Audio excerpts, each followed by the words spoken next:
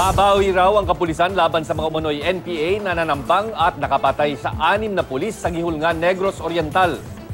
Ayon kay PNP Chief Director General Ronald Bato de la Rosa, ipahahanap niya mga hinihinalang rebelde para umano tambangan din.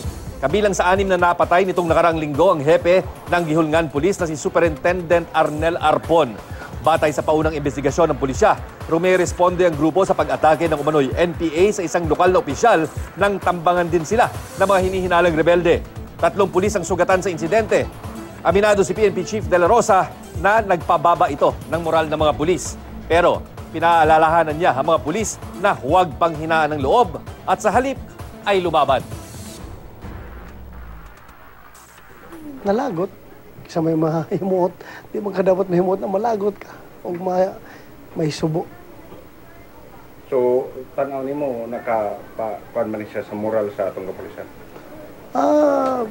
Malumural ang polis. Tungkol kayo namatayan, it doesn't mean na lumural forever. Sukol mo ng polis. Di mo na palugi. Sukol na. I'm encouraging them to fight. Ha? Dapat dili sila sila lang perminti ang buson. Dapat sila po mag-ambos. Diba? Pangitao itong in Facebook, ang buson po nila.